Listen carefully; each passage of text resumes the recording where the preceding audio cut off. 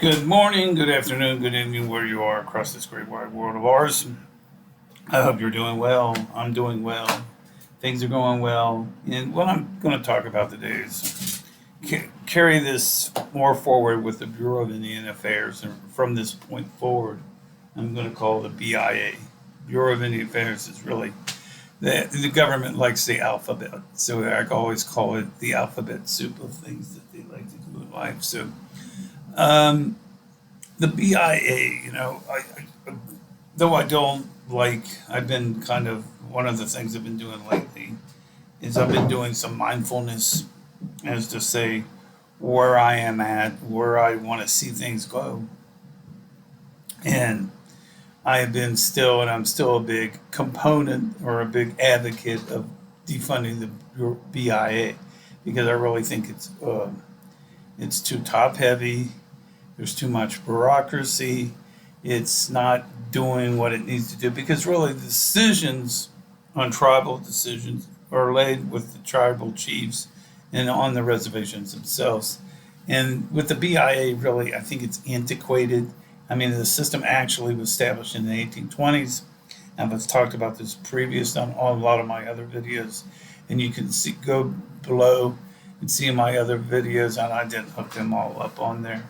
But you can go look back on them where I've talked about the historical drama and the incidents, and you can look back. Like I said, some of them they've got a lot of views on it, especially on historical drama and the onset of this. So, what I'm proposing is that we defund the BIA.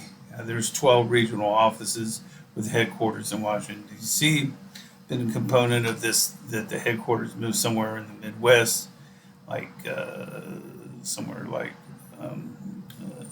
Oklahoma City, Tulsa, even Austin, somewhere in the middle of the country, somewhere like in that Omaha City, somewhere like in the middle there, or a little west there, because the majority, the other argument I get, a lot of the isolated tribes are located west of the Mississippi River because within the 19th and 20th century, a lot of the reservations where Native Americans existed east of the Mississippi were moved to areas of present day Oklahoma, namely eastern parts of Oklahoma. And there was a big contention. You can watch this as well that the tribes were wanting to create a 51 state, and the government refused to create a 51 state in eastern Oklahoma, which would have been tribal lands, or which would reckon that, which in essence really should have existed anyway. And that is maybe something that should be on the table. The old cliche that maybe dividing Oklahoma up. I'm sure people in Oklahoma would be not happy about that, but there's Virginia and West Virginia, so anything in this life is possible. So, the component of this would be that the BIA should be defunded, and that there should be 4 regional offices. I believe there should be one east of the Mississippi, one like in the Northern Plains, one in the Southern Plains, and then one on the West Coast, which would make up Washington, California, and Oregon. Sorry, Oregon, I put you at the last part of that, but that would be the thing that would, so you'd have 1, 2, 3, and 4, and then the headquarters. And I'm still a big component of that because I really think then that would end some of the bureaucracy. And I see this lately when I'm seeing snippets of this hearings on about the attempted assassination of a former president Trump, and seeing the incompetence that exists. And the issue that becomes is you put bureaucracy into the government, and people are there just to collect a paycheck, and not necessarily. And this goes back to Thomas Jefferson, who believed in the leaner, that things should be more on the state rights issue. And though I'm a component on state rights, which makes me, I think, more of a. I'm not a Republican nor a Democrat. I think I lean more to as a libertarian. I think the issue becomes making things more viable for people, especially Native Americans. And there again, I've talked about this before, Eastern Oklahoma being part of a 51 state. And like I said, I don't think Oklahoma would vote with this. But like I said, there is a Virginia and a West Virginia, so anything is possible. So anyway, the point is what we need to do is defund the BIA, get rid of the Indian, and that's the other thing that boggles my mind, or is beyond fathom for me, is that most of the organizations like Cleveland Indians, Washington Redskins have got rid of that name, even though it's like PC anymore to do things. Yet the government still has Bureau of Indian Affairs, which is boggles my mind. And then the thing about this, since it was created by John C. Calhoun, who was the big, if you know anything about it, he was a big nullification person that wanted to break away from the federal government as it is. And like I said, I'm a big component of state rights. I still think that the issue becomes that we're not looking at the issue of helping Native Americans. And granted, I played with this a while about, well, turn it over to the states, and then, but if you did it to the states, certain states would have to be allocated larger sums of money. Case in point would be like California and Washington, and some states like Delaware or Ohio, which really don't have a big contingent. They do have Native Americans, but do not have the big contingents of reservations.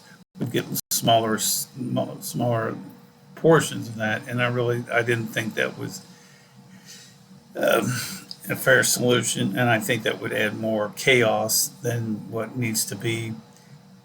So the big issue becomes just defund the whole thing, develop four regional offices, and then create its central headquarters somewhere in the mid part of the country. So these are things that I think would help, and then you would get rid of because there's 12 regional offices and they have administrations, and then you got headquarters that has administrative stuff too. So basically, what you have going on is a lot of things going on about administrative, and not necessarily going on concerning the development of people. Sorry about that.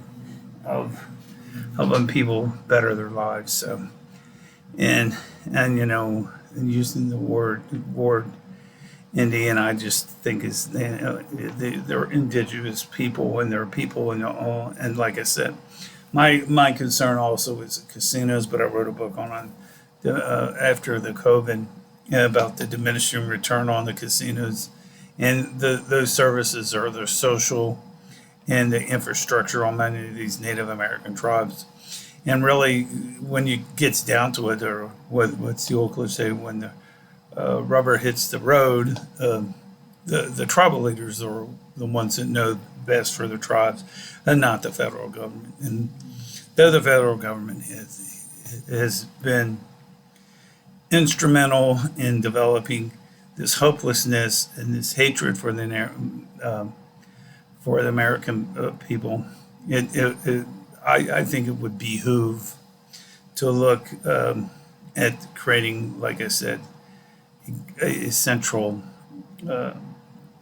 government or a central region where Native Americans even can live. Like I said, they tried this in Eastern Oklahoma, and for the third time, we have a Virginia and West Virginia, so anything is possible. So the point I'm trying to make out of this is this would end, and you can actually make it keep western parts of Oklahoma, and then make parts of that even a commonwealth. Though I don't want to go down to that rabbit hole or that slippery slope, because we have issues with Puerto Rico, which in my estimation, or what I've read, and I'm not expert in that field about Puerto Rico and all rights, though they do have representation, they need to be part of the state or their own separate state. So it would behoove that's something that we can do. So anyway, these are some food for thoughts that I often think of. So and part of it becomes water rights, and I'm taking a course on water rights, and I think that would, because like I said, I finished a book just called Water Quality on the Reservation, and this is a big issue, especially with the Colorado River, and so many people dependent on the water from the Colorado River. So anyway, these are some food for thoughts. Please like and subscribe to my channel. Remember, I do have books on Amazon self-published, though I do get on these people that are, I don't know what they are, but they call me and say they want to represent me, but they want me to pay buku bucks to represent my books, which the books represent themselves, and that's why they're on Amazon, which I need to call Amazon because I really need to get them centralized into one area or one website. Anyway, feel free to reach out to me at bthomasmillerpsych@gmail.com. And folks, I really appreciate you viewing, hitting the like description. Try to get this message out because I really think this is a political year. And with all this craziness going on in the bureaucracy right now, this is not a Republican thing. This is not a Democrat thing. This is just the right thing to do. So anyway,